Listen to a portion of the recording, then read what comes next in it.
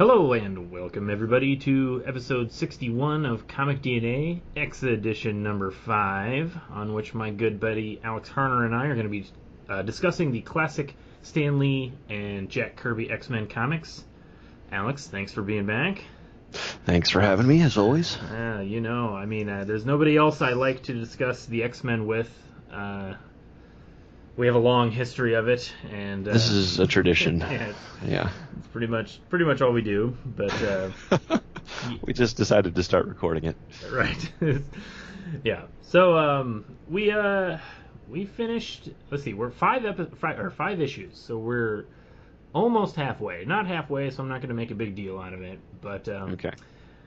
Because it's 12 issues total that Stan and Jack did. Correct. Yeah, it's the first 12 issues of X-Men that they did together. Issue 4 left on kind of a cliffhanger, which was different from the previous 3 issues. So it did. I don't know about you, but I have to admit I had a certain a need to read the next issue to find out what happens. Yeah, the last one ended, and it was a little grimmer than usual, and wanted to know if our heroes would strike back. And it didn't have that quaint ending where all the loose ends are tied up, and it's like every issue so far. I mean, the first 3 issues all end with like a final panel of them, like all the X-Men standing together in profile, like staring at the reader, like right, like and a nice little finishing sentence. Yeah, there's a little paragraph of just like actually like as metaphorically, literally as you can, tying a bow around the story, and finishing it up. And sure. But 4 didn't end like that. 4 did not end with just the characters like giving a thumbs up to the reader. It did not. Everything was in a little disarray, and we're not going to go over everything that happened in 4. Why the heckaroonie are you listening to this episode number 5 if you haven't listened to the previous ones? But what are you thinking? Yeah, it's not how comic books work. Although that is something that we might discuss a little later on. I guess we could talk about it now. But it's up to you. But it is up to me. I'm not doing a good job of leading this conversation. But one of the things I really like standalone comic stories, and I enjoyed that about the first 3 issues quite a bit, actually, despite them being some generally weak. Like 2 and 3 were pretty weak issues all around. Redeemable moments for sure, but not strong issues. But I like comics that can tell a single story, beginning, middle, and an end in a single issue. Yeah, it's nice. It's just really nice. And so I was a little surprised to see essentially what I think we would call like a 2-part story across issues 4 and 5. Mm-hmm. I'm surprised they didn't save it for a little bit later. Yeah, I guess that's what I'm getting at. I'm surprised to see it so early on in the book. I mean, I don't know how all comics were written around the time that this was written, but generally nowadays, comics, television shows, whatever, if you break from the one and done format or the self-contained story, it's because there's something big and important happening. And this is early in the series to do that. But I can't say it bothers me. It's just not what I'm used to. Yeah, I can't say it bothers me either, especially because I would say that these 2 issues are probably better than issues 2 and 3. I agree. So it's one of those things where I think I prefer the format of issues 2 and 3, but issues 4 and 5 is clearly better storytelling. So that's what it takes. Yeah, I guess my back's against the wall here, but. But that aside, let's go ahead and talk about issue 5 here. I think you'll have to refresh my memory, Alex, but I think it's your turn to do the plot synopsis. The summary, yeah. Summary, all right. I'll summarize. Well, I'm really glad that it is because there's a lot going on in this issue. There is. There are a lot of little things that pop up and affect the course of events. So I'll do my best to remember and present them in coherent manner. All right. We'll see what happens here. Lay into it. All right. So the issue starts with the X-Men back at the mansion, taking care of Professor X. In the previous issue, Professor X lost his powers, basically protecting his X-Men from a bomb. So he's on the injured list. They're looking out for him, and he's basically, they make a point of describing him as being a regular guy at this point. He appears hurt in a lot of the panels, and his brain has been knocked down to normal human levels. Mm-hmm. So from there, Jean Grey's parents come for a visit, which is kind of a brief little thing. We'll get into it. Yeah. But they stop in, a few hijinks ensue, and then we cut to Magneto's Brotherhood of Evil Mutants, who have taken up residence in Asteroid M, which is pretty sweet. We'll talk more about that. We will. So much to talk about in this issue. Yeah, it's really, you're going from like meeting the parents to secret base in space. Yeah. But yeah, they're hanging out on Asteroid M. Magneto basically says he's got a plan to get the X-Men, and he's going to use Toad to do it. From here, we cut back to the mansion. I'm not really sure how much time has passed, but some time has passed. The X-Men are watching a track and field event, and there is an athlete who is performing exceedingly well. Too well, as it turns out. He's hopping amazing distances. The X-Men all realize he must be a mutant. The crowd basically gets fired up. They think he's either cheating or he's a mutant. Something bad is happening. But the X-Men get there in time to save him from the crowd. They hop onto a subway to escape. And they basically find out, wait a second, this is Toad.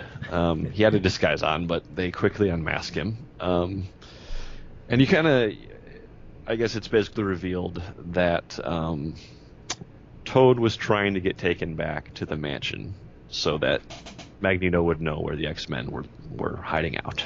He didn't know that, apparently. Mm-hmm. But because they figure out who he is before they get back to the mansion, the plan falls apart, and so the Brotherhood of Evil Mutants show up. Magneto captures Angel. A bit of fighting ensues, but ultimately the Brotherhood gets away with Angel, which is what is on the cover of the comic. Yeah. Angel captured. So he's taken up to Asteroid M. The X-Men follow in a sequence that doesn't make a lot of sense. We'll get into that. We'll get into that. But basically they use Toad to follow Magneto to Asteroid M. They have a big fight on Asteroid M. They save Angel. There's a bit more drama with Quicksilver and Scarlet Witch, who continue to be interesting characters. Yeah. And then basically the asteroid starts to fall apart, which is a little bit it's not the clearest sequence of things that led to that happening. I think Stanley explains it with a word bubble or two. But they have to evacuate. The X-Men manage to escape. They save Angel. They get home safely. They find out the Brotherhood also escaped. So they're victorious, but they're not totally victorious. But then they return to the mansion, and Xavier is doing all right. And as it turns out, he never actually lost his powers. This was all a big test. Their final test, as it turns out.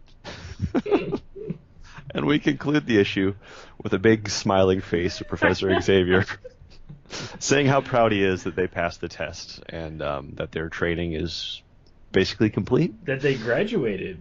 Yeah. We don't know to what. Yeah. But they passed with flying colors. Yeah.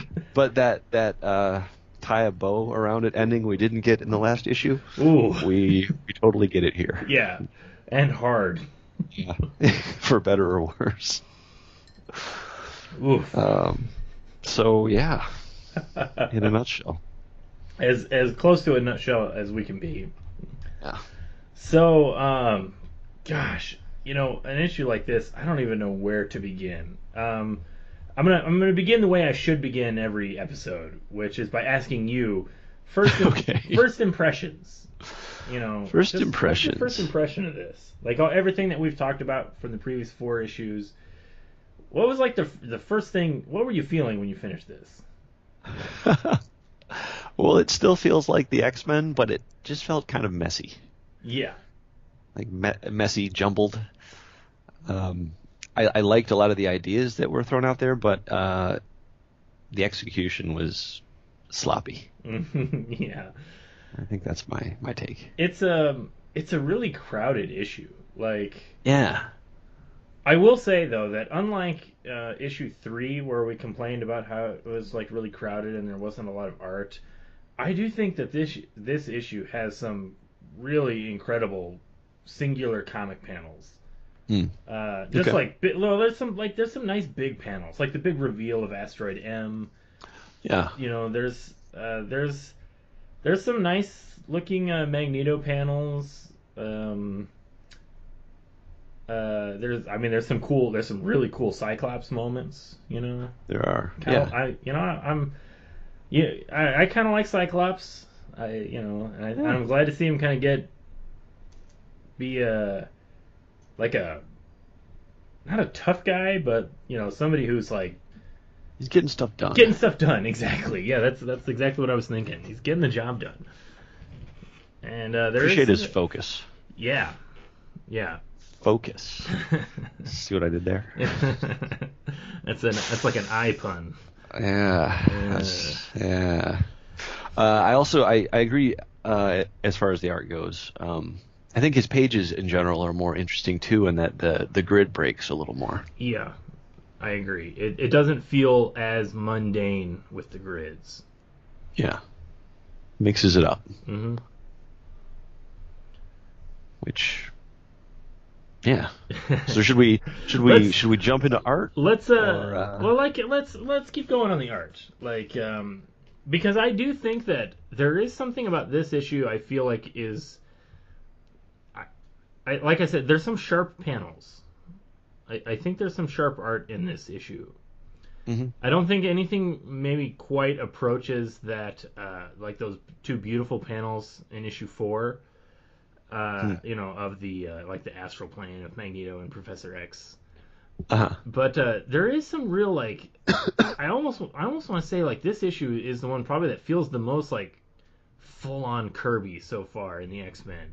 Mostly because you get Asteroid M, which is just such a Kirby thing, This totally. Technological space base, an asteroid orbiting Earth, so it's just that straight Kirby technology, just lines and machinery everywhere. Doesn't really make sense. It doesn't have to make sense. Mm-hmm. You get a lot of that, and I really appreciate that. And you even get like the weird Kirby design, like spaceships and crafts. Like it's just pure Kirby in this issue. Yeah, there are some good funky space vessels. Yeah, a number of them. Yeah, like going back and forth to Asteroid M. Yeah. Yeah, something about, I mean, you can tell, like, or maybe it's just he has such a unique way of drawing those things. Like, it's a lot more compelling, I thought, than when he was drawing circus characters in the previous issue. Or, I agree, yeah. The Vanisher. Stupid Vanisher. Well, and, like, yeah, Vanisher. But, like, and I like the sort of, I don't know, not necessarily, not the attempt to play with science, but the desire to be kind of unique to the characters and the characters' powers. Mm-hmm. So like Magneto's whole thing is like all the ships like operate on like his magnetic waves that he can control, so that people don't know that they're there because they're not making. I don't remember exactly what they. Like just like they go below radar. They're not emitting any electrical fields somehow. It's really. There's a bit about it. It doesn't make noise because it's not a jet engine. Exactly, it's not a jet engine. Exactly, it's all propelled by magnetic force. And there's that panel. I love that panel when, and we'll talk more about this in the story. But when the X-Men go up to Asteroid M on the like rescue ship for Toad, and it's going into the asteroid, and they're like, yeah, the capsule's being drawn to an opening by a band of magnetic force. and the ship has like a giant horseshoe magnet on the It end of does. it. I missed that before. Yeah. That's good. Yeah, because it's magnets. Makes sense to me. Yeah, exactly. Science checks out. But yeah, I mean, this even has like Kirby, or like the Kirby style, like we said, with the technology, with like the whole Magneto puts on his magnetic intensifier, which basically just boosts his powers and allows him to do more things than he wouldn't normally be able to do. And Right. there's just I lots love of these little... intensifier devices. Yeah, It's the exactly. second one we've seen in Right. these Right. 5 issues. The third, if you're including Professor X's, like the one Professor X All tried right. to build. Yeah. Okay.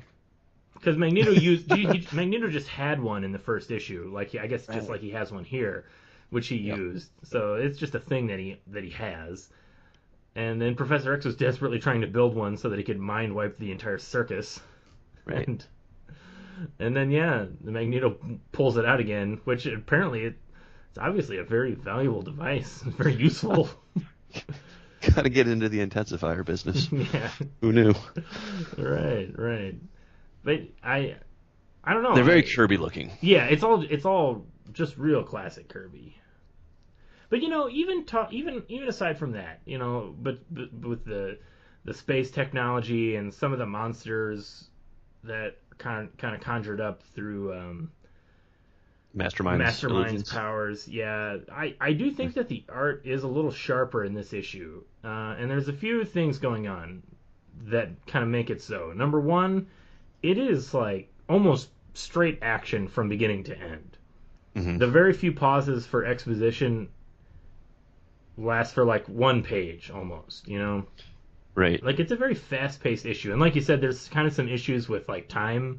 Like you're not necessarily sure how much time has passed here and there because the issue is really cram-packed, and I would agree with you to some degree that maybe makes it a little crowded and kind of like you said, there is a real issue with how much time is passing and where, like there's a little bit of that going on, but there's a lot of dynamic action panels that is also not, it doesn't feel that flat. Like there's some actual like dynamic angles and perspective going on within the grid that I think felt it's just not something that we necessarily saw in the previous issues.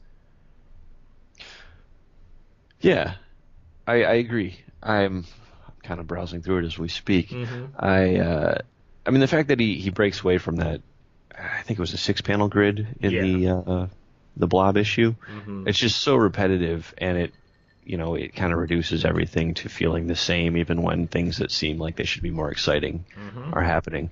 And there's a much better sense of the panels change sizes, and we get some big panels to emphasize things and small panels. And it's not all perfect, but it's a lot more interesting. And like you said, it's nonstop action. So like every page, there's something exciting or unique to look at. And there are a lot of characters being like thrown around, like they're all jumping through the air, being hurled in a direction. It's like we talked in previous issues how Beast is probably Kirby's favorite character to draw because he's the most acrobatic and dynamic, like motion character. Like he just does a lot of stuff.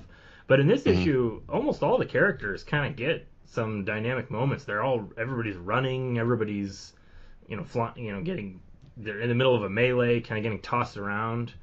There's a lot of like Toad jumping. I think Toad's panels kind of replace Beast from the previous issues. Toad might jump more than Beast in this issue. He does, yeah.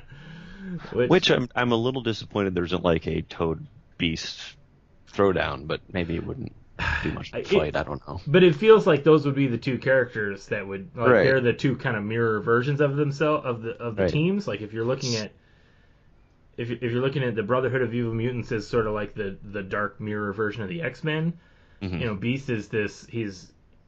He's acrobatic and he's athletic, but he's also sophisticated and intelligent, and he prefers, he values human intelligence over physical strength. And then Toad is just sort of this like big suck-up toady who has no will or identity of his own and just does whatever he's told.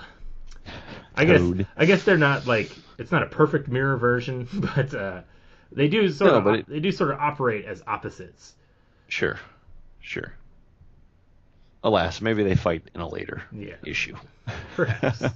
Point is, there's lots of toe jumping in this issue. Yeah, there's plenty of it. But so yeah, let's talk a little bit about the. Well, I don't know. Let's. Do you want to talk about like more like the plot stuff or just some of the characterization? It all sort of blends in together. Yeah, let's start with plot and then get into characters. Yeah, I think we've kind of taken it that route before. That's the safe zone. Yeah. Yeah. So how did you feel about the plot? Well, I have to admit I was invested in it. Yeah.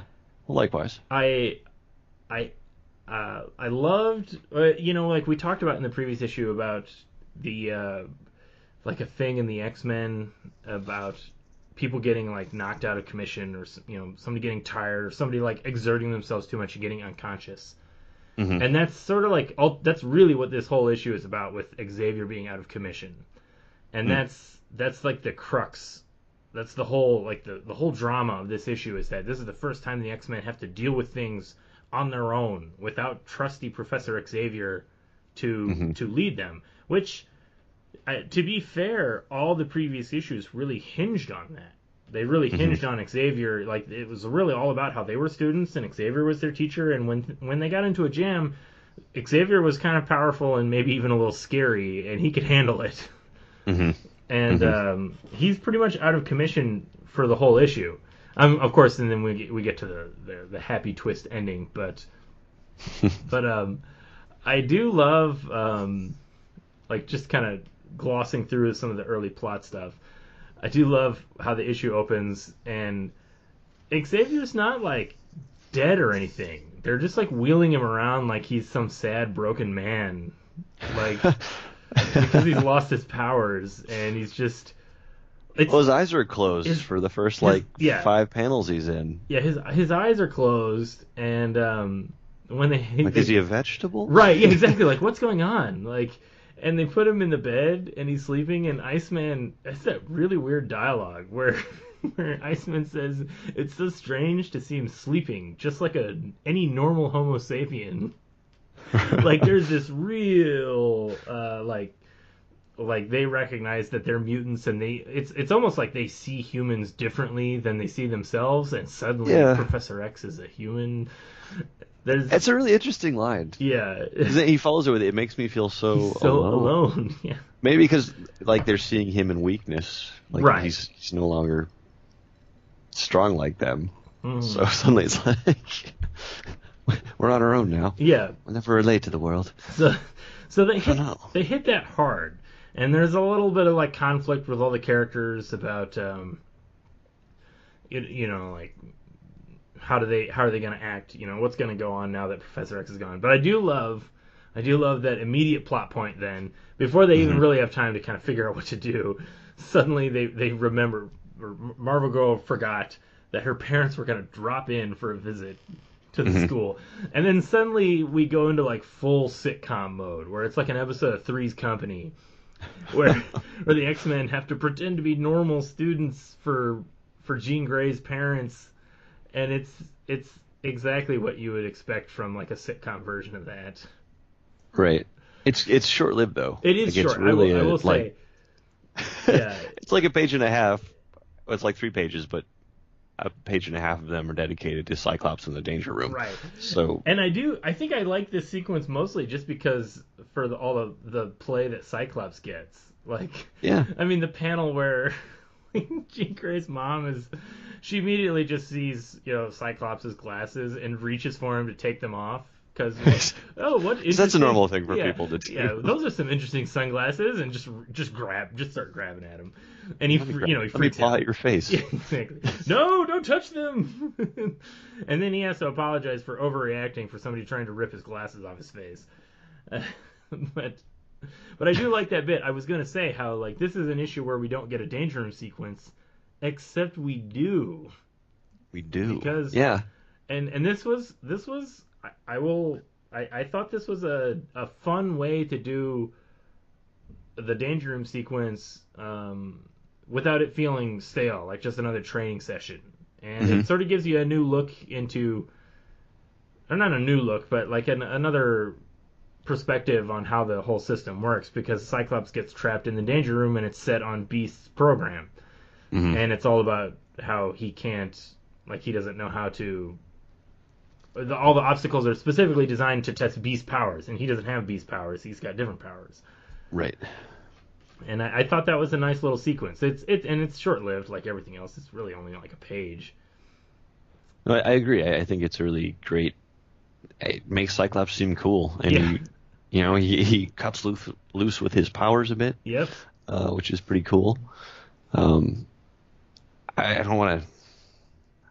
I might be jumping to conclusions here. We haven't talked about the whole issue. Right. But this sequence of the parents visiting, a little bit of comedy, and then the Cyclops bit might be my favorite part of the issue, honestly. It might be mine too, because it feels like this is the kind of thing that would have made a great full issue.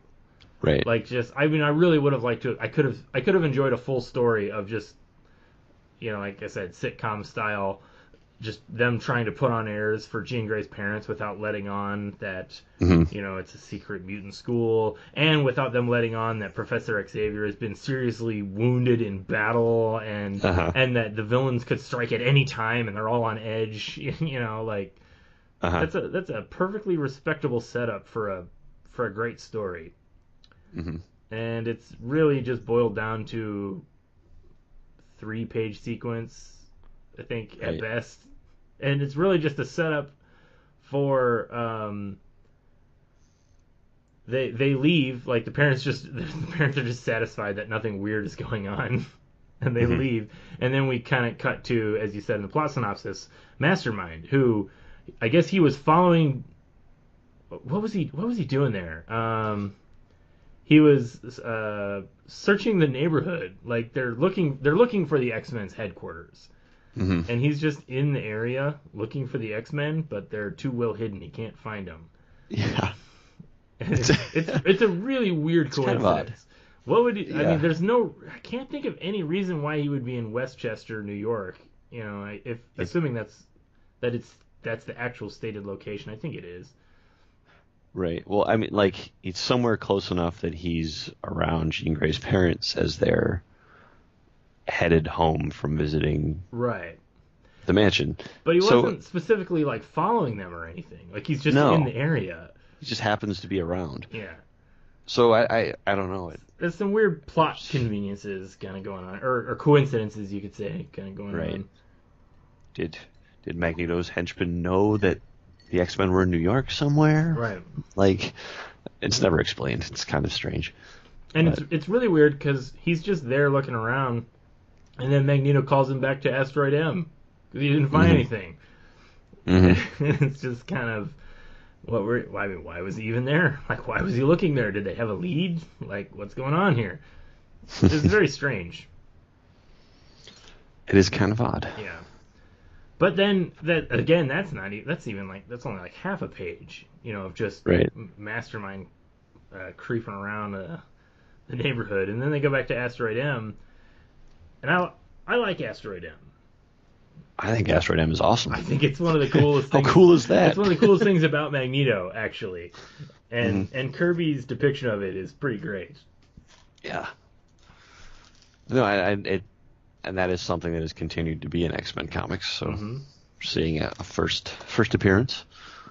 Yeah, it was cool. I get a little excited when I see that, because again, like we talk about, we kind of, obviously you and I came to these comics 30 years after these issues that we're actually reading. We came to the X-Men mythos, and so a lot of this stuff, I don't know about you, but I just sort of absorbed it all in a short period of time, without necessarily reading all of the issues. Like, you would read the issues that you had in front of you at the time, and then you'd read about all the stuff in the continuity and the history, and you just sort of learned all this information without necessarily reading the issues. So I think it's I in a way I was just surprised to see like Asteroid M show up this early. Kind of like how we talked about, like, Smart Beast showed up so early Mm-hmm. in the series, and Mm-hmm. it's like there's a lot of this, like, cool stuff that lasted a long time throughout the years in these early issues. It doesn't Yeah. feel that different, like you were saying. Like, it does feel like the X-Men. Right. And I didn't, I guess, it's fun that we're doing this because I didn't think that coming into it. Like, these are sort of the issues that don't get talked about very often. Yeah, I guess that's really what I was getting at. Like, I'm Yeah. sorry, go on. Yeah, like, they're just kind of marginalized or forgotten about. Everybody talks about, Giant-Sized X-Men #1 and Chris Claremont, but Right. a lot of these cool X-Men tropes were actually laid out. They're all here from Jack Immediately. Kirby. Yeah. Yeah. Yeah, so that's cool. there. I really enjoy it, and I actually do think that these issues are pretty enjoyable on their own, without necessarily being part of without necessarily just being something that you want to read just to sort of see the early history of something that eventually turned out cool. I think they're pretty cool on their own, despite, like I said, issues 2 and 3 are kind of weak from a story plot point, but there's cool stuff going on. Yeah, I think 3 is really the low point. Yeah. 2 is not as exciting, but it's coherent. Yeah. With some, making allowing for a few kind of 60s kid comic silly bits. Yeah. 3 is the one that's kind of nonsensical. Right. Hmm. But yeah, there's a lot of stuff kind of going on in Asteroid M, and I think we get these couple of page sequences where you're just sort of mirroring the way the Brotherhood all treat each other versus the way the X-Men treat each other. Mm-hmm. The way, like, Mastermind and Toad are always fighting, and everybody's sort of like Magneto has to constantly, like, threaten everybody to maintain his rule. Right. They're all snippy at each other. Yeah, they're bad guys. They're evil. Yeah, they're a bunch of jerks. I mean, this guy was a real jerk. But Quicksilver and Scarlet Witch continue to be a part of that dynamic as well. And I like the continued characterization of those two. Mm-hmm. Mm-hmm. They're good. They're real good. Yeah, less of a presence as compared to the last issue and this issue. Sure.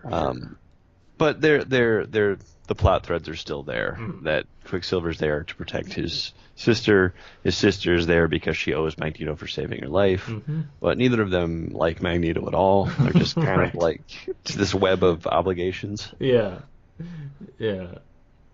It's something that we in 2017 don't really understand, but apparently in the 60s people felt responsibility and obligations to do things.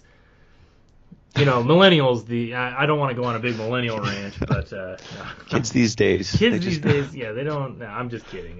They're not willing to follow their siblings into the service of an evil mastermind. Exactly. I don't know what changed. They had character back then in the 60s. They took things seriously. But no, like the Magneto's like, I guess this is one thing I wanted to kind of get at was the main plot thing is that Magneto hurt Professor X, but they stopped him from setting off the bomb in the previous issue. And so now he really just wants to wipe out the X-Men because they're the only thing standing in his way. If the X-Men hadn't been there, that bomb would have gone off. Except not necessarily. If really Quicksilver is the one who really is getting in his way. If Quicksilver hadn't been there, that bomb would have gone off and everything would have been fine for Magneto. Seems like but it. Technically, I don't think Magneto knows that. Yeah, that's a good point. That's like it might be Quicksilver's little secret. And Magneto's not a mind reader. Yeah, it also seems like, maybe I'm jumping ahead, that Scarlet Witch isn't aware that there was a bomb even. Yeah, she's surprised that Magneto's like willing to kill people, but it's like kind of been established. There's a layer of naivete to Scarlet Witch, and at first it's sort of like in the previous issue. There's sort of like this struggle where she promises to do, to pledge her life to his, and then she's like, well, you're kind of a bad guy. You're doing bad things. And he's like, shut up. And she goes, oh, okay. I like Quicksilver and Scarlet Witch need to communicate a little bit. Exactly, yeah. Have a real conversation. Well, they're European. It's Are they? Yeah. I get they are. They are. It They're was European. this weird European village that's vaguely defined. Exactly. Where she was rescued from. They're not as open with their emotions as us Americans are. Is that the way of it? That's the way of it. Yeah. Or is it the other way around? I don't know. I lose track. I couldn't tell you. But anyway, Magneto's plan for finding the X-Men, I think it's actually a pretty good plan. Yeah. That he's essentially staging like a new mutant, a new helpless mutant that the X-Men need to go help, because that's their whole thing, is that they go and they help mutants and try to get them to join the X-Men. Even people that they don't particularly like, as we saw with the Blob issue, they just welcomed him into the mansion and told him all his secrets. Before. No background checks whatsoever. Yeah, none whatsoever. So this is actually a great plan. It's already proven to work. Yeah, it's brilliant. Yeah. I need to actually research this a bit. Right. And he says so. He gives Toad a little mask to make him not look like a Toad man. Not necessarily a Toad man. I want to say not look like a negative Irish stereotype, maybe, but I don't know. Like, he looks weird, but it's just his mutant power. Toad's an unusual character design. Yeah, it's an unusual character design, right? He wears this kind of medieval garb.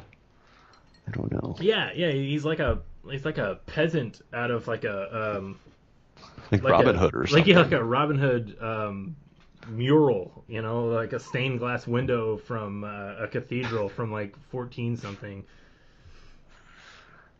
But I don't know. Jack Kirby, he's doing his thing. He's doing his thing. But it's a pretty good plan. Like, he gives Toad a disguise, sets Toad up in some Olympic or some track and field meet. It's not really clear. They're watching a track and field meet on the TV. Mm-hmm. Which, of course, that's I guess that's a thing that people did to entertain themselves in the 60s, was watch track meets. Does ESPN show track meets? I don't watch ESPN. I don't watch ESPN anymore. I couldn't tell you, but does anybody watch TV anymore? No, but I did enjoy the panel of like sad Professor X being tucked into his chair so he could watch the TV. And Mary Jane, I did it again. It's the third time. Yeah, it's almost every episode. I successfully caught myself in the previous one, I know, but no, Jean Grey is like tucking him in, like with the blanket, because she doesn't want him to catch a chill while he's watching TV. Yeah, such a sad.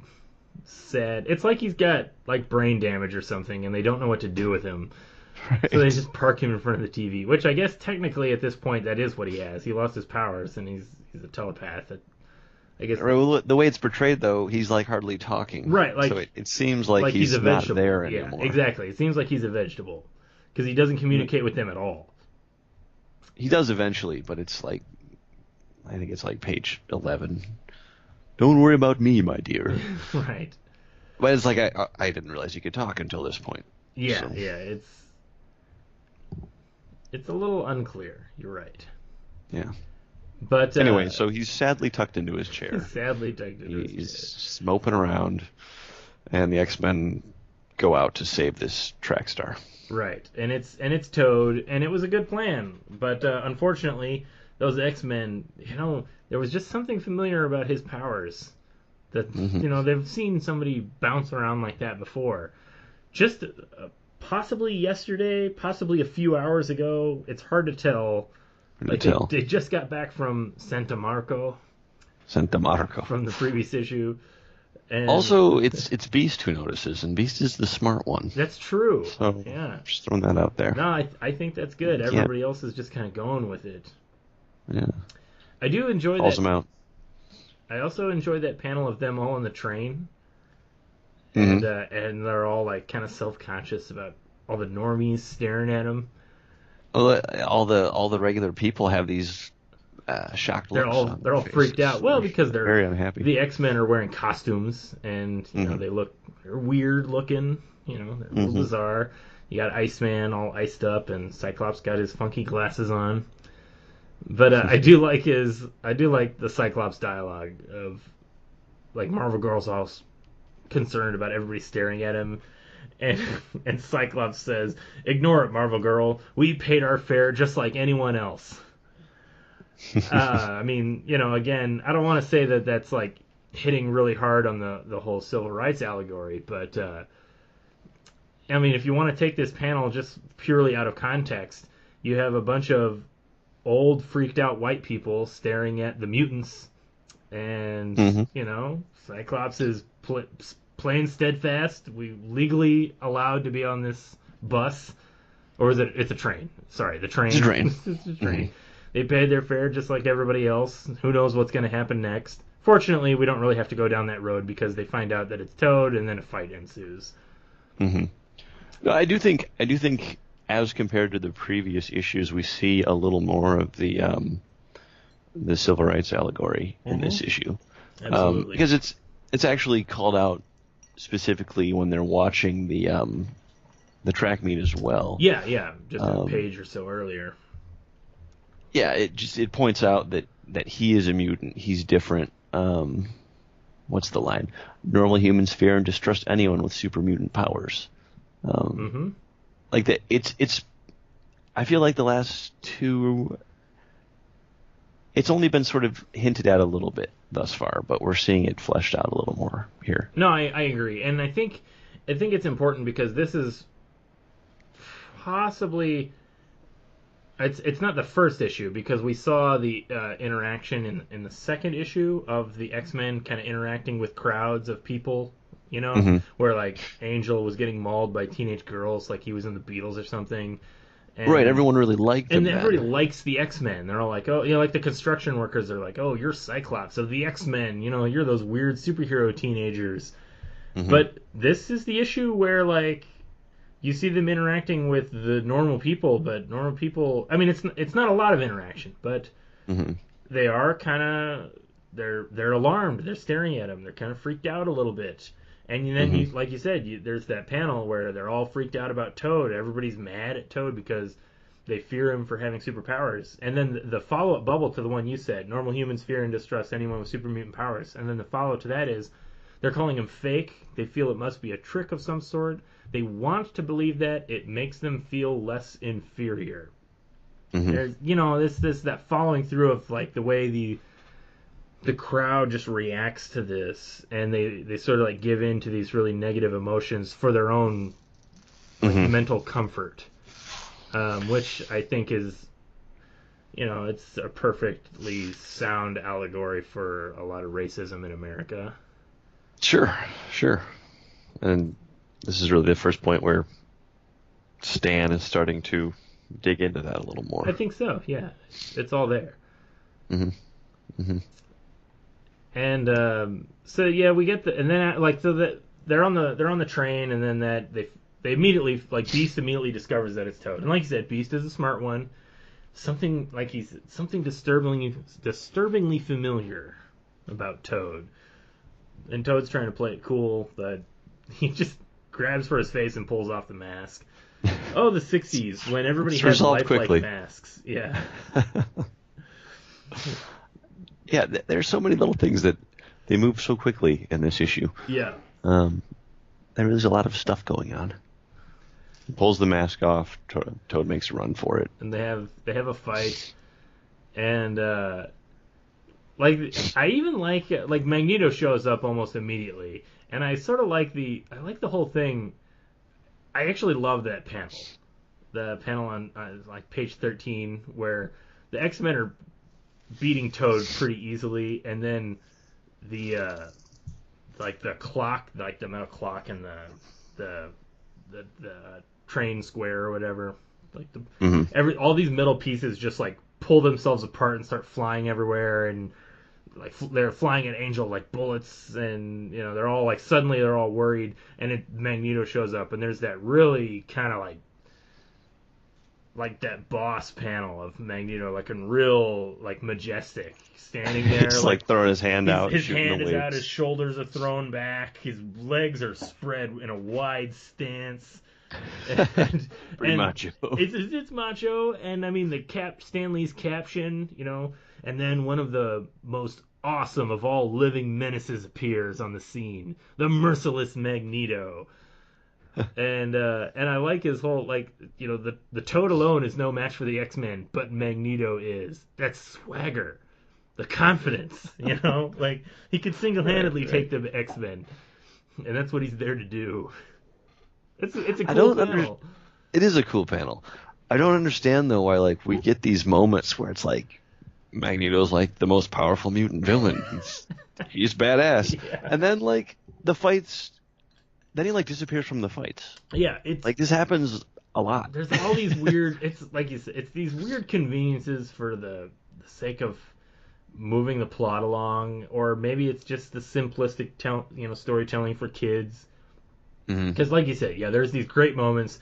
Magneto just captures Angel immediately, and then the rest of the evil mutants show up to all do their thing, and I kind of think part of it just comes from when you have this a comic like this with a wide cast of characters, and Jack Kirby does do a really good job of this, where he really tries really hard to give everybody their panel or their moment.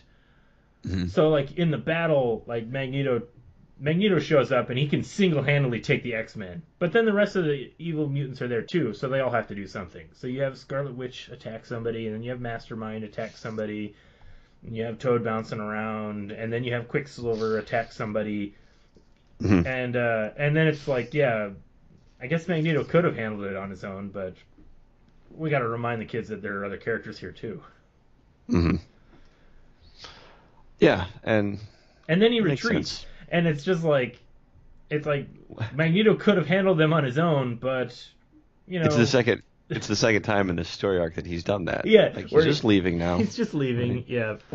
Don't really. I mean, yeah, it's a kid's comic. It's moving the plot forward, right? But it's not the most fulfilling in terms of how it develops and how it's explained. Well, that's where I was going with this. In this fight begins with this totally boss panel of Magneto, just the merciless Magneto. He's there to kick ass and chew bubblegum, and he's all out of bubblegum. And then that's basically it for Magneto in the fight. You get that one panel, and then he uses the train gates to completely encase Angel to capture him, and then the rest of the evil mutants start fighting, and then the X-Men defeat Toad, and then the next time you see Magneto, so it's literally first panel, boss Magneto, and then over the course of 2 pages, the next time you see Magneto in a panel, he's running away like he's a freaking Hanna-Barbera character. That's exactly what I thought. You can hear the Scooby-Doo sounds, the doodly-doodly, Totally. It's such an old-timey, doofy running away pose. Exactly. Why is he running away? Why does he look like he should be a Venture Brothers parody? Right. It's goofy. Which this almost gets my vote for favorite panel of the issue because it's so ridiculous. The two of them together are definitely my favorites, just because it starts off so, epic, to use the parlance at the time, and then then the next time you see him, it's so corny. It just looks like it looks like he's afraid that Scooby-Doo's going to pull his mask off, and they're going to find out that he's actually the lighthouse operator or something. Right. It's so weird. And the whole reason he's running away is because he's got Angel, and that's good enough, and he doesn't care about Toad, even though he could single-handedly defeat the X-Men, and he's got backup. Whatever, he's running away. And we talked about in the previous issue, that was the weakness of the previous issue, is that Magneto is winning, and then the instant that the X-Men start to show a little bit of resistance, he just runs away, because that's what bad guys do. Right. And I'm not going to lay the blame entirely on the the quagmire that is comic book history, and the whole Comics Code Authority and Frederick Wertham's book Seduction of the Innocent. That's a whole long podcast separate from all of this that I think did sort of influence the way these comic stories were told at the time. And there was sort of this, I mean, that was actually like a rule of comic books, like that all these comic book publishers agreed that the villain would never win. Really? That was actually one of the rules. Okay. Like, the villains could never win. And like, so the drama always had to be sort of softened. Exactly. It always had to be kind of Cobra Commander goofy. Exactly. Retreat. Yeah. I mean, you could look them up. There were words that were not allowed to be, like werewolf and vampire were forbidden. Like, that's why there were no werewolves or vampires in the 60s. It wasn't until the 70s when they started getting a little pushy with, the code. But that's okay. Yeah. And okay. So this talk about that one more. I do think that's a legitimate thing. I think Kirby was playing ball to a degree. Like, I can't say that he was consciously saying, like, checking his booklet and being like, okay, I got to make sure that the villain doesn't win too much, so otherwise we won't get put on the stands. But that was a thing. That like, the villain always lost. Like, that was a rule. And so I do think that sort of kind of plays into Kirby's natural, like, how he plotted out his stories, was that every time the villain would start winning, they would maybe have a little victory, but then, they're still losing. Interesting. And then you totally see it play out in this action sequence. Like I said, Magneto shows up and he's ready to wipe the floor with everybody, and then he runs away for no reason. And it's comically, it's just laughably silly looking too. I can hear the sound effect. Exactly. Yeah. Zoinks. Exactly. Off they go. Yeah. So I don't know. I mean, I don't. I don't want to play too much of a conspiracy theory. Constantly questioning and second guessing everything. But it's a goofy sequence, and I just think it's important to remember there were some heavy restrictions at the time that we might not really be conscious of, but they were there. Well, at the same time, yes. Counter argument to that. Okay. It's sort of an undeveloped, goofy sequence where it goes from Magneto ready to rock and roll to grabbing Angel and running away. You just have to accept it. It moves the plot along. Hopping ahead. Yeah. Hopping ahead. That's a Toad. Magneto's on Asteroid M. The X-Men have Toad, and for no apparent reason, Toad is dazed. He has to be back with Magneto. Yeah. So the X-Men just kind of follow him. Magneto sends a rocket or a transport ship. They hop on it, and then they're back chasing Magneto. Right, yeah. The whole thing is just, it doesn't make any sense. It's not explained. It's just... There's all these weird... Two things needed to happen. Like start and stops to the action. Yeah. It's very strange. Yeah, I agree. I don't know what Kirby was thinking versus what Stanley was writing. I know that's always a thing. But in both sequences, it's kind of like, well, some things are happening, but now we need to move it forward, so we're doing so, but it doesn't really follow. Right. I do like the... It's not really outright stated. Maybe it's implied, or it's at least suggested, or at the very least, I think you could infer that... I like that. You could infer that Toad is maybe a little brainwashed by Magneto, and that's actually why he's such a sycophant. Yeah. Because Magneto has... Okay, so it's kind of contrasting with this Magneto trying to break Angel on the same page with these... Exactly. Sort of mind tricks. Yeah, he's got Angel trapped, and instead of doing like some good old-fashioned torture, like bamboo shoots under the fingernails, or the Chinese wire torture, which I don't know if that was actually really a thing, but he's got fancy Jack Kirby style things of like hypno beams and sonic. Well, I don't know if the code would have allowed him to kneecap him. Exactly. Yeah, he couldn't hobble him. So instead we get the hypnotic waves and the sonic beams and things like that. But there's this whole thing of like Magneto is like he's not physically trying to torture Angel. His whole thing is he's trying to break his will. That's this whole like torture chamber is all about breaking his will.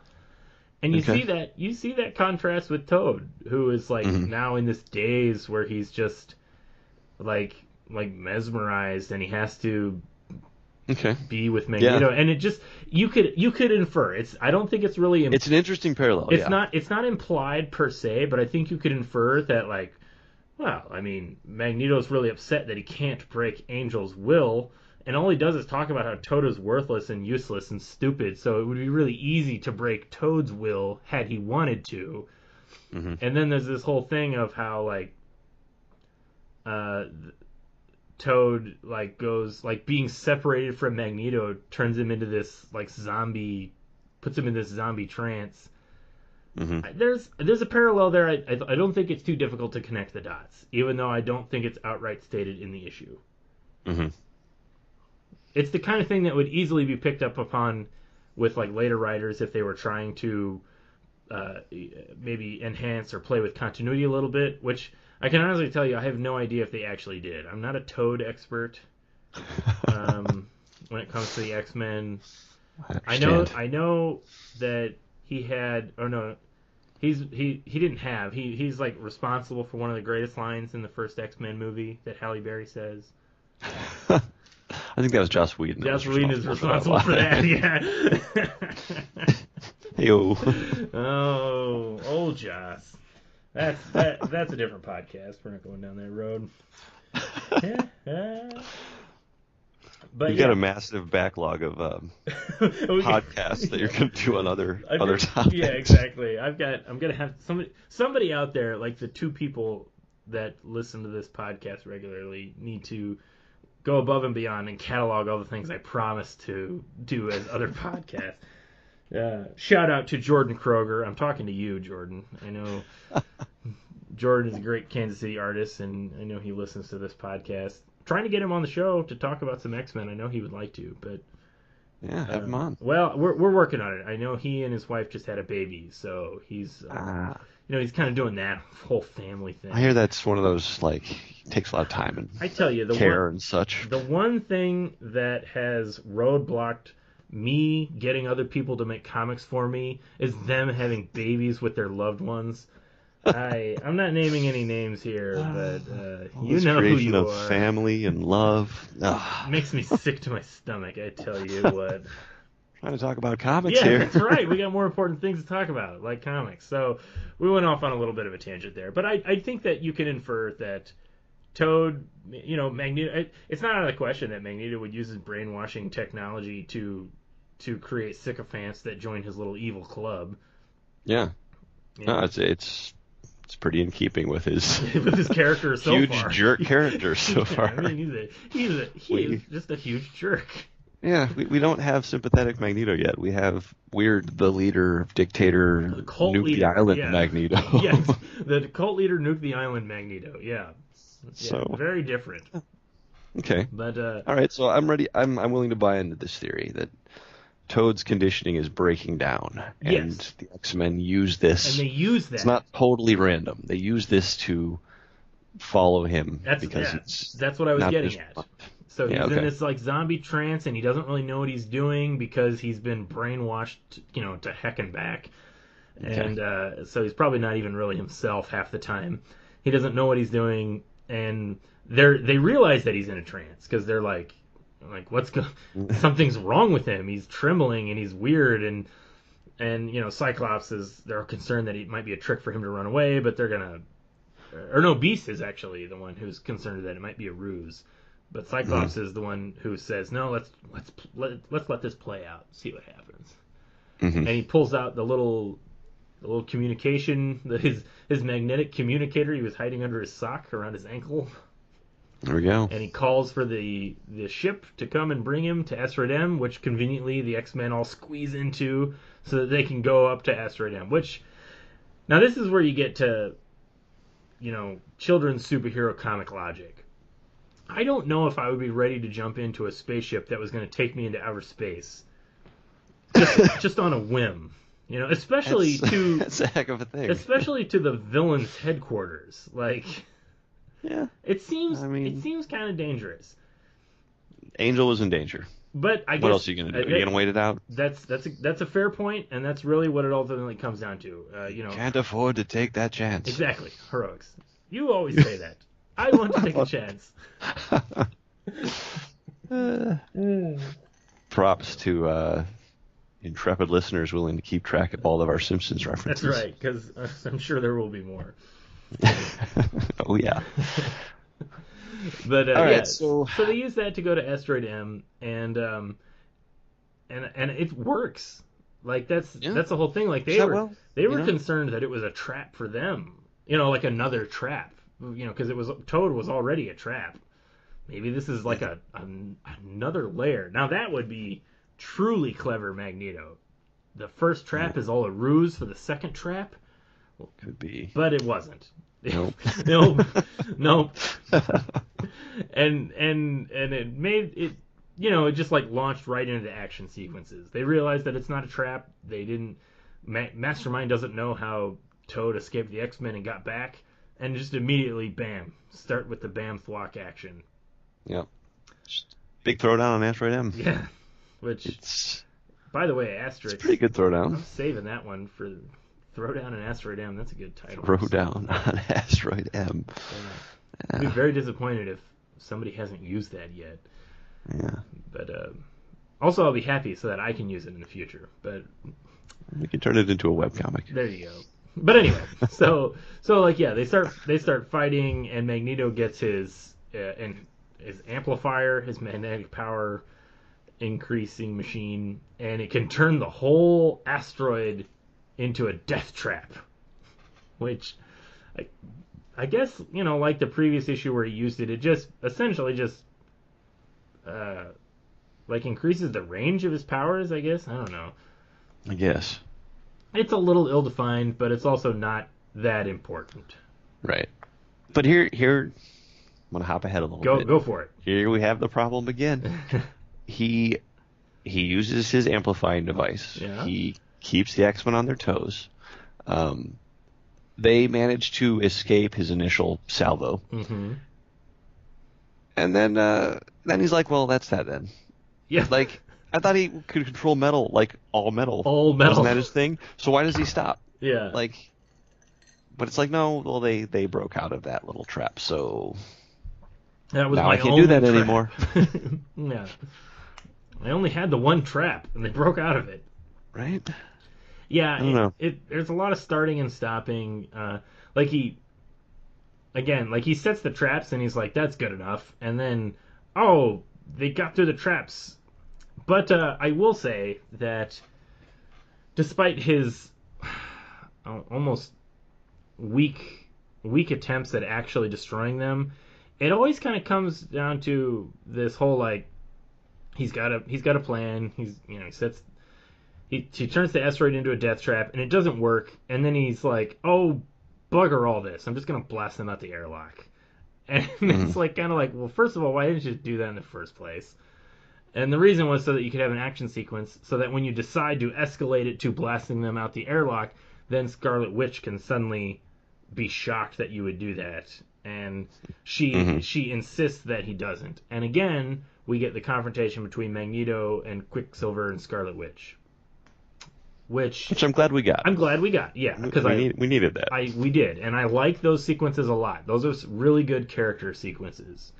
And this one, like, we talked about how cool Quicksilver was in the previous issue, where he was really defiant against Magneto, but he went along with it out of respect for his sister, and because he felt like the X-Men weren't his allies either. So Quicksilver kind of comes across as a guy who's like really angry and really isolated and really frustrated at being alone, and his sister is all he has. So he's going to do everything he can for her. And then in this issue, you don't just get more of that. You get a little escalation of that, where now Scarlet Witch is a little, like, her eyes have been opened a little bit. She sees Magneto just ready to kill the X-Men with literally just a press of a button. and she won't let him do it. She uses her hex powers to short circuit the control panel so that he can't blast him at the airlock.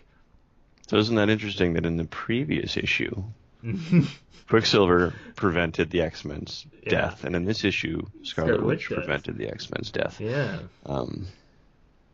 Yeah, I guess. I'm just saying. They continue to be these characters that we want to see them turn. Exactly. There's goodness there. It's there. They're the ones that have saved the X-Men. If it wasn't for them, if it weren't for Magneto trying to keep his stupid team around of people that are constantly undermining him, if he could just go do it himself, he could have killed everybody and taken over the world.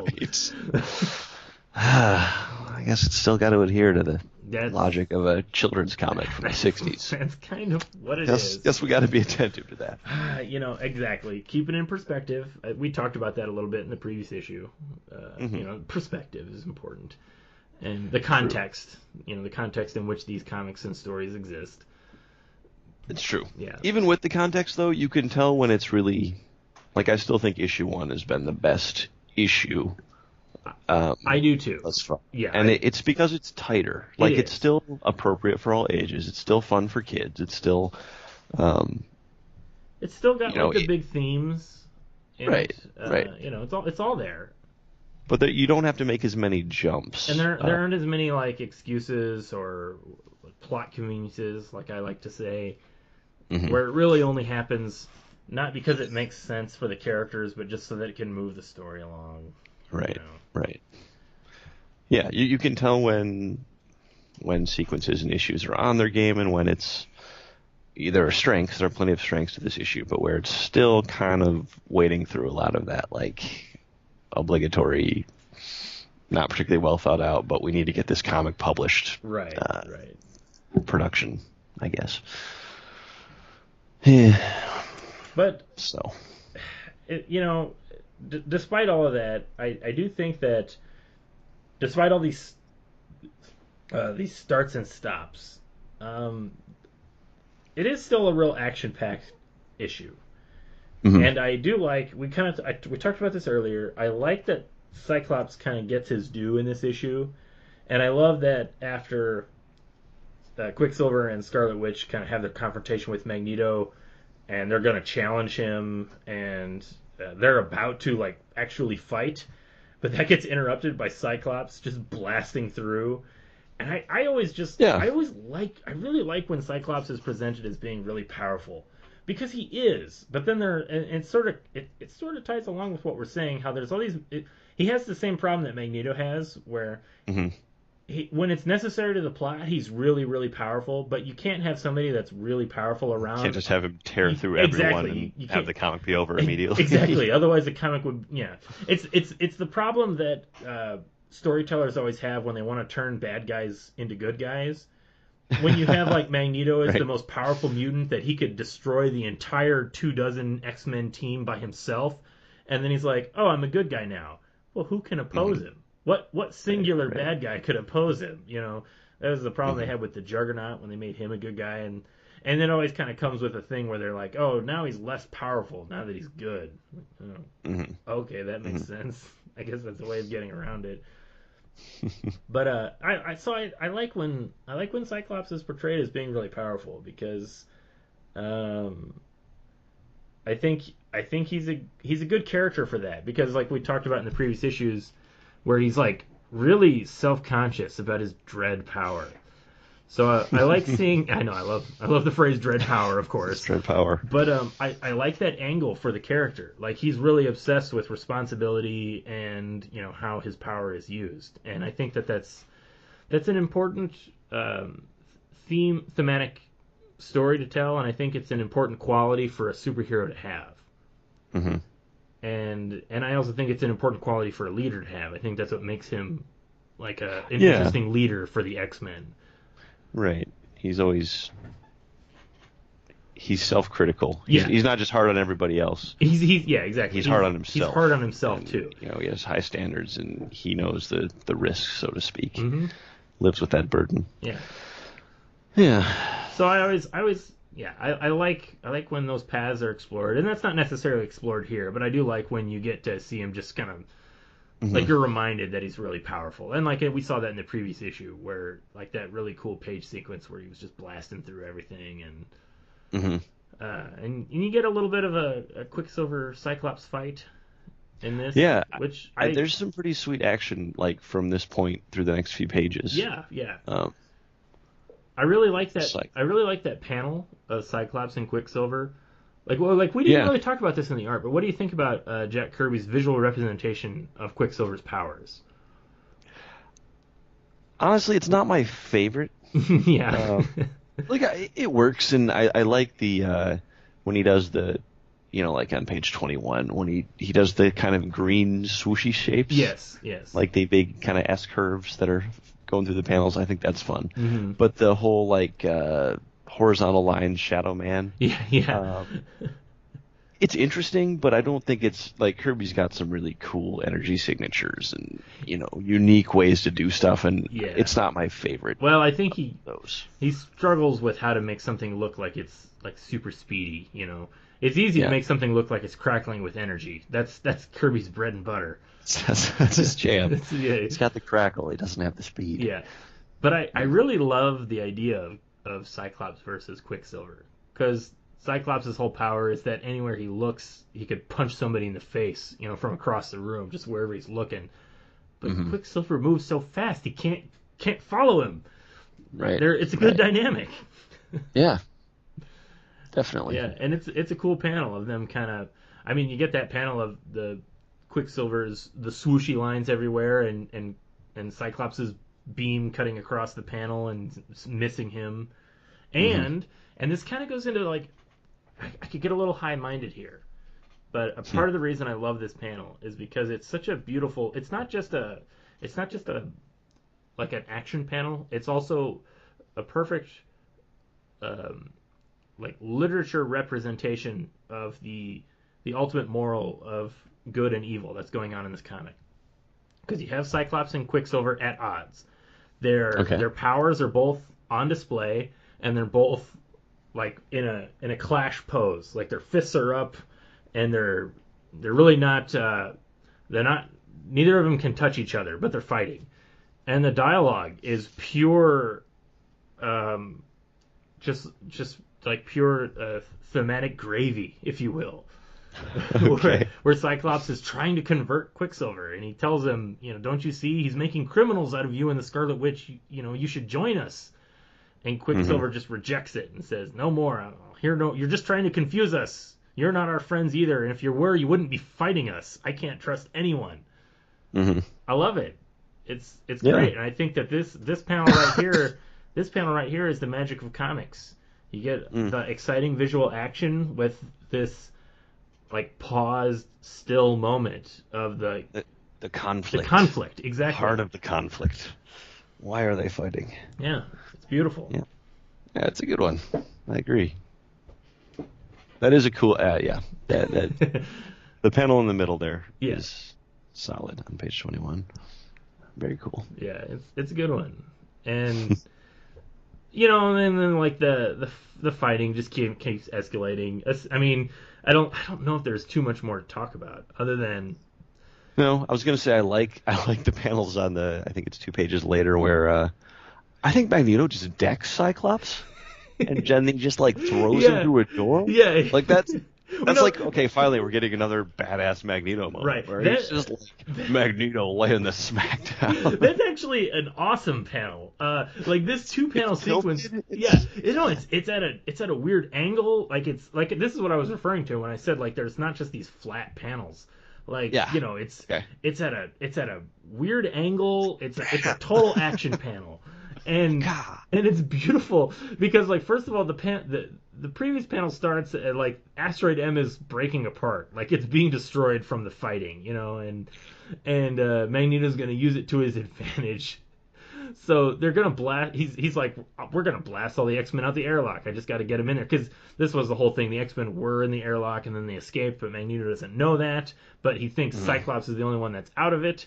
It's a little complicated and not entirely clear, but I think that's what was going on. But his whole thing is like he's like I've had it up to here with these stupid teenagers infesting my asteroid, and I'm just going to blast it out the airlock and be done with it. And he sees Cyclops. He goes, there's Cyclops. I'll start with him. And just runs up to him and knocks him on the back of the head. Cracks him. And the dialogue is beautiful. Forgive me for attacking you from behind, but we don't fight by any rules. They're evil mutants. They don't fight by rules. Knocks him out, and then in the next panel, he's throwing Cyclops into the airlock, and Cyclops is upside down, being literally tossed, tumbled. He's getting owned. Yeah. He just destroys Cyclops without using any of his powers. Just beats him physically.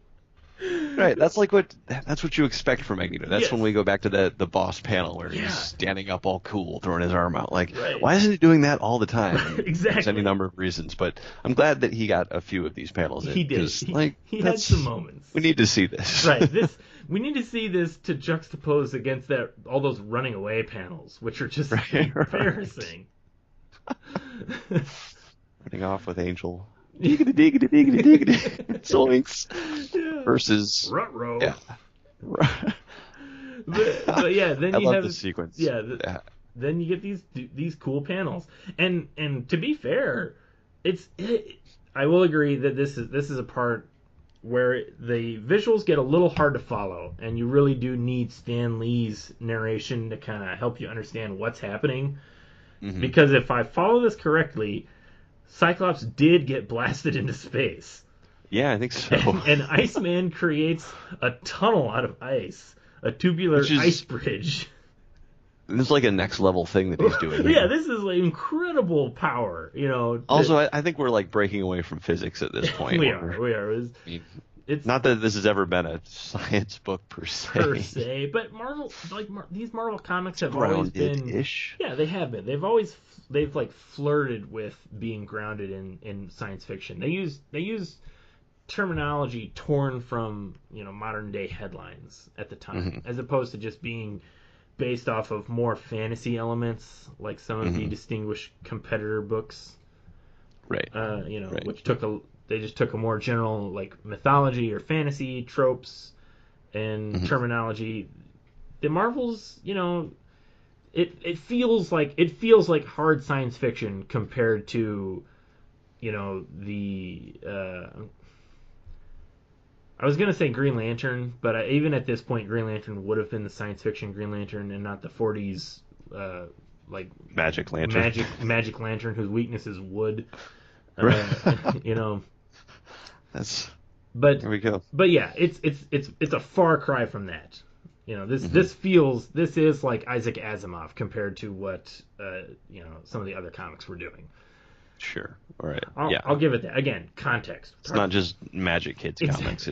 It's they reference nuclear weapons and they reference airlocks and exactly. Yeah. Yeah. So just the context in which these were made, and creates the ice bridge, and Angel flies down and grabs Cyclops out of space and tunnels back through the ice tunnel back into Asteroid M, and then it seconds before it's destroyed and shatters from the stress of deep space. I mean, pretty wild. It's an exciting sequence. I think it could have been better visually represented, though. Think so? I think so. I mean, it's really rushed. It's really rushed, and this sort of feels like all our complaints in the previous issue, or in issue 3, where it's like these are small grid panels. Really got to get to the conclusion, because this sequence we were talking about is literally on the last 2 pages, of the book. And I mean, I would have liked to have seen a nice panel of Cyclops like floating motionless in the dead of space, like that, like Event Horizon, when sure. who was it's dramatic when you jump through the vacuum of space. Exactly, You're gonna die if something doesn't change real fast. Exactly, you've got seconds, and then that's it. And so it's a dramatic scene, and it's intense and it's cool. I think it could have been better visually represented, but at this point we're really just rushing to the end of the book, because we get that sequence and then we get a panel of them getting back. It's one panel of the escape pod blasting back to Earth, which apparently they all got on.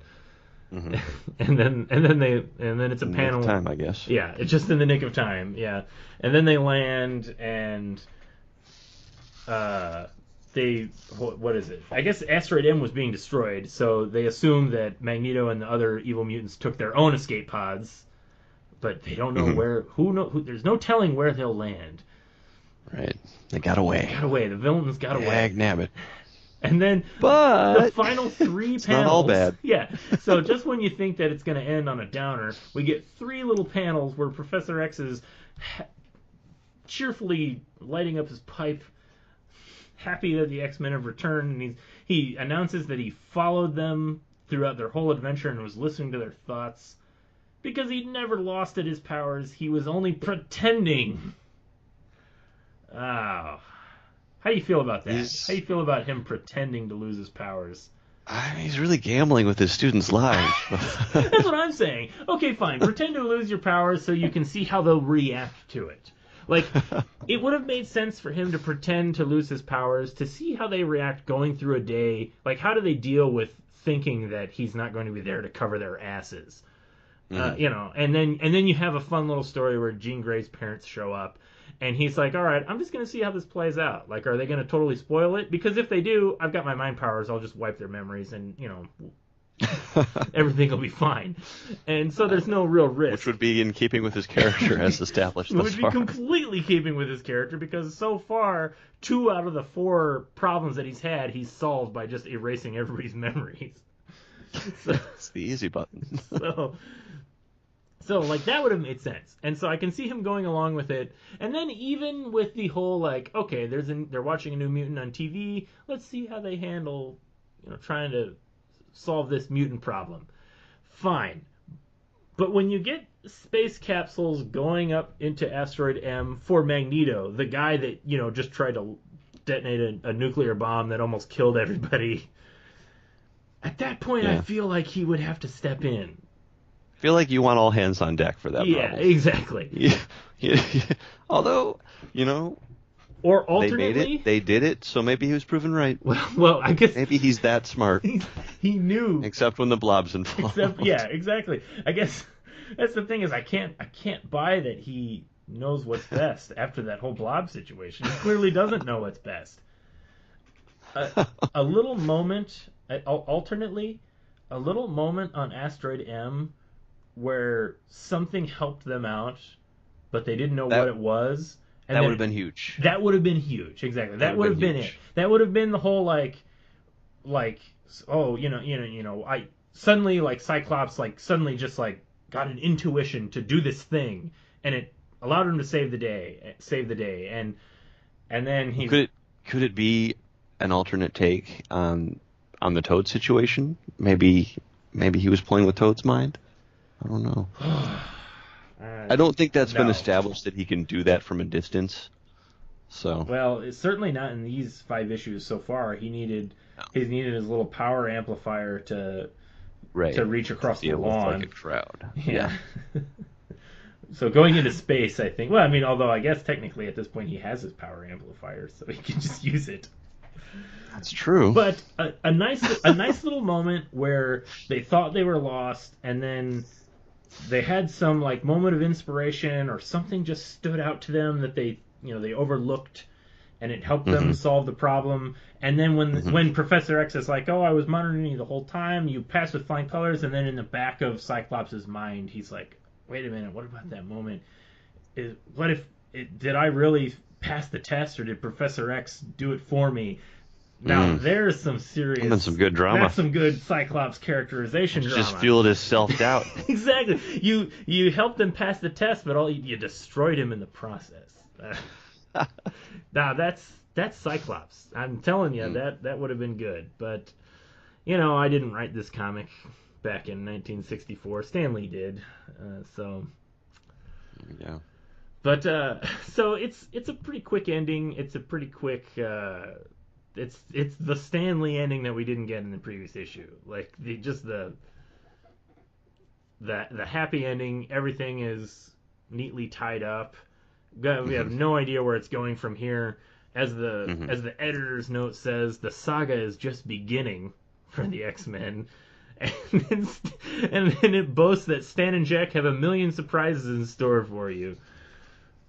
For maybe about 7 more issues. 7 more issues anyway. Yeah. Something like that. But I don't know. I liked this issue. I really did. Despite what we will call plot conveniences. Mm-hmm. Just the things that just kind of rush it along. And of course there's the weak showing by Magneto, which we've already discussed quite a bit. Mm-hmm.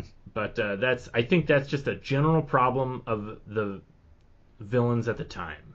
I do think that it really you couldn't have the Chris Claremont Magneto in the 60s. You just couldn't. I really don't think you could. Yeah. So I think I know your answer to this question, but a lot of sporting events after the game, there's like a Player of the Game award. Yeah. If you had to because I don't think we have time to go into every character. Right. I think we've been pretty thorough with the plot this time, so I don't think we need to. But if you had a standout character or a character who was excellent in this issue, who would you pick? Oh, that's because my gut reaction is to go with Cyclops. Yeah, because that was my feeling as well. He really did kind of embody the whole leader of the X-Men thing. He was bossing them around a little bit. It was like when they were all nervous on the train, he spoke up and was like, "Don't worry about it. I'm in charge. Everything's fine." And then when they had Toad captured, and he was like, "No, he made the decision. Let's let this play out and see what happens." There was a lot of decision making on Cyclops' part, aside from just the great action sequences. Yeah, I agree. If I had to pick one character that was kind of the standout, I'd say Cyclops in this issue. And on top of that, I think he did have a couple of really cool panels. The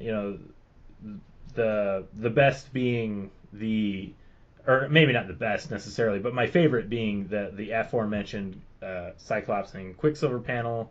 That's actually my vote for favorite panel. If I can't include the juxtaposed panels of Magneto looking badass and then Magneto running away like a cartoon villain. Those go. I'm gonna pick the Magneto punch panel for my favorite. The Magneto punch panel. There's some solid panels all around. No, there's actually a lot of great panels, and the Magneto punch panel would be my runner-up. That's also a great panel. I'm gonna just play a little bit of a pretentious writer here and just say I'm just emotionally moved by the dialogue exchanged between Cyclops and Quicksilver. Gotcha. With the action, it's a beautiful panel. But that panel of Cyclops Magneto sucker punching Cyclops in the back of the head, awesome panel. Just pure gold. Yeah. I actually think it is actually the best rendered panel because you got some background. There's, as we talked about, you get the angle, it's at an not an awkward angle, but it's a distorted angle, which really gives you that jostled feeling, that drama, yeah. And the Quicksilver Cyclops panel, which I'm gushing on about, has no background. There's nothing there. It's just the two figures locked with their powers. What I will also argue that works in the panel's favor, because it is. I think so. It is it's all about the thematic moment. It's not about the position of them in the actual scene. It's more of a meta narrative. You could imagine that single panel actually represents many, many, many moments, an entire battle that these two had. But it's all succinctly summed up in a single panel. And I think that's the power of comic books. I think that's well said. And that's why I vote for that as my favorite panel. But I won't dispute anybody picking that Magneto panel, knocking out Cyclops. I think your explanation has more layers and richness, and it's well put, eloquent. But sometimes you just want to punch to the back of Cyclops. Exactly. Yeah. Sometimes you just want to see somebody getting clocked, cold cocked in the back of the head. But yeah. So I don't remember what we were rambling on. Oh yeah, Cyclops. So apart from that, I also think that he has great moments early on in the Danger Room sequence. I actually really like the panel. I think it's really well rendered of him in his suit, pushing his glasses up and blasting through Beast's training sequence. I think that's a cool panel. It's a cool sequence. Yeah, Cyclops is definitely the MVP of this issue. Okay. But I'm like, none of the other X-Men really do much. There's not as much focus Yeah. on any of them to really develop. And I'm okay with that because we've seen a lot of Beast in the previous issues. We've seen a lot of Professor X, honestly. We've even seen a little bit of Jean Grey in previous issues. And even though I feel like Iceman hasn't done a whole lot, we do kind of see him all the time because he's just a visual that stands out.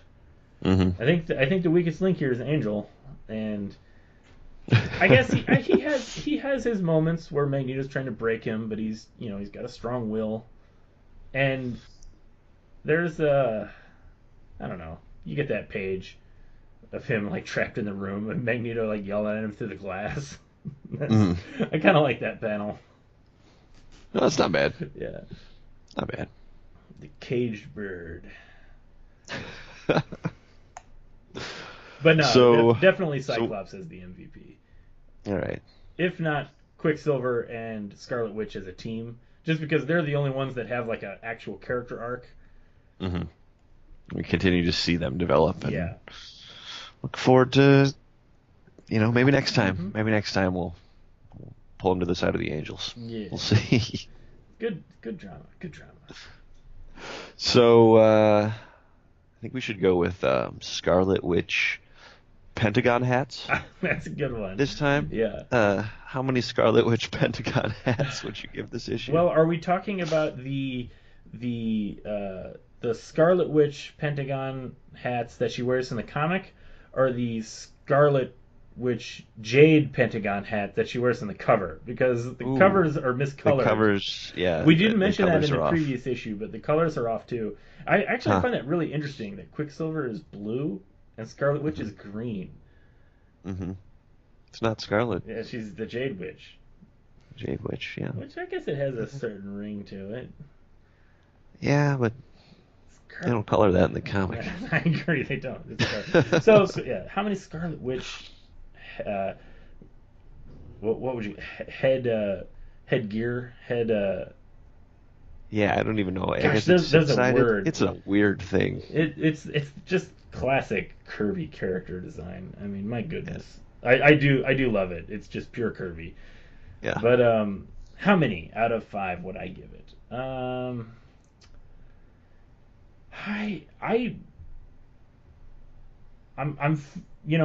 after that big speech I gave about that Cyclops and Quicksilver panel, I'm tempted to boost it right up there to a 4, but I'm gonna settle in at like a 3.5.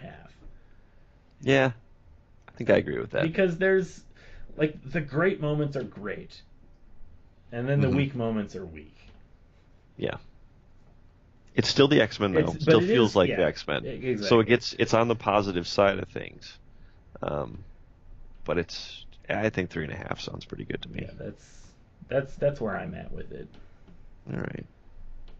It just feels right. I don't like. Just feels right. I don't like giving out too high of numbers, Because then if we give this issue a 4, then what's going to happen when we get an actual good issue? Right. An exemplary issue. Yeah, and then we're like, oh, that one gets a 5 asterisk. It gets a 7 out of 5. Gets my lowest rating ever. 7 thumbs up.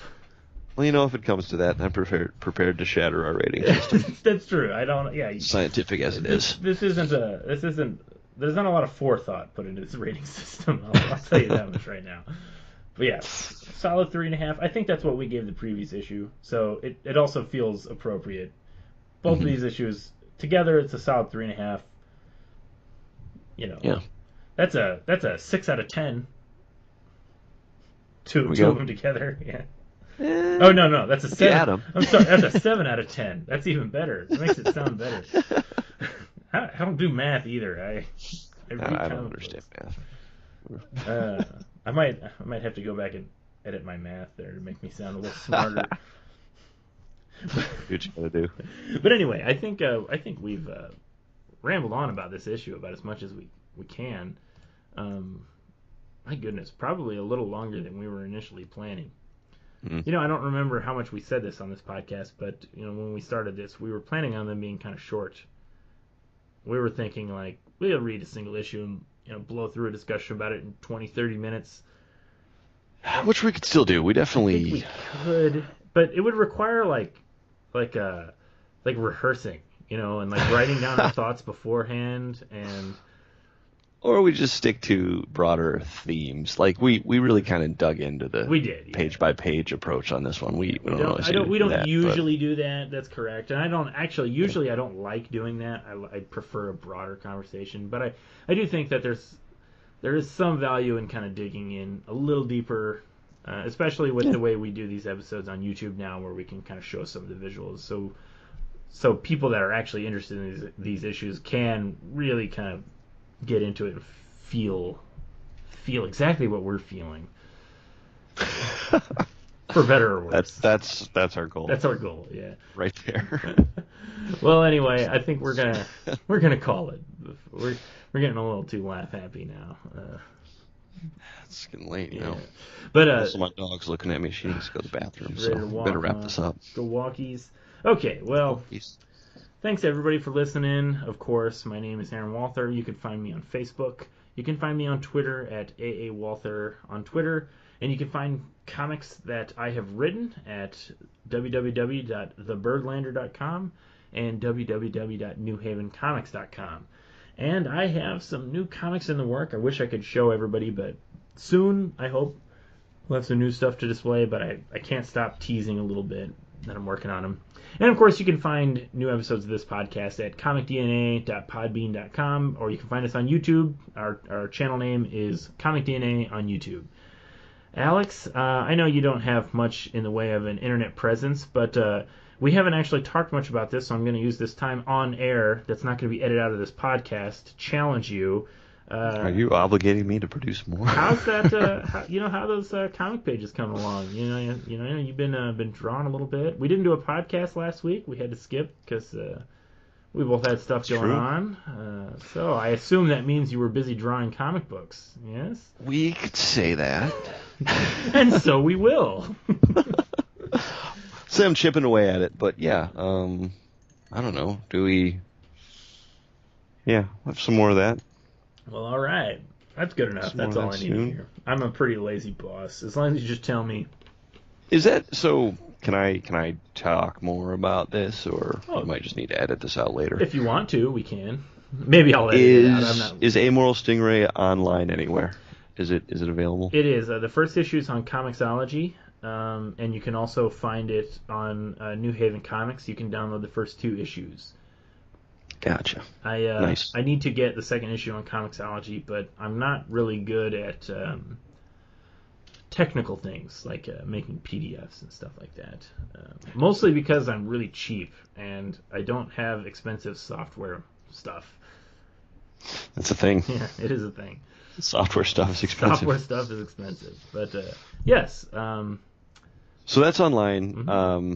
I only mentioned it because the not very good secret that we keep hopping around with regards to my drawing is that I am helping complete that with another artist. Yes. At least that is the intention. We'll go ahead. Making slow progress. We'll make this the soft official announcement. I have a comic book series called Amoral Stingray that the first 2 issues are illustrated by my good friend Kevin Bant, who's done a few episodes with you and me on this podcast. We talked about Battling Boy, and we talked about... which is awesome. Yeah, which is great. And we talked about Asterius Polyp.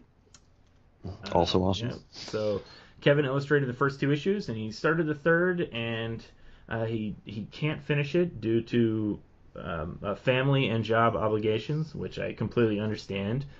And so my good buddy Alex, who is doing this podcast with me right now, is taking up the reins and teaming up with another friend of mine, Mr. Levi Hoffmeyer, who was just on an episode just a month or so ago. We talked about Black Sad.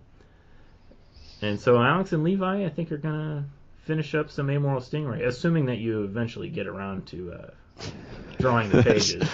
That is our noble goal. We'll see. Well, as I as I like to say, we're a real Mickey Mouse operation, so we don't have strict deadlines on this. We take it as we can get it, and that's pretty much the end of that story. So, All right.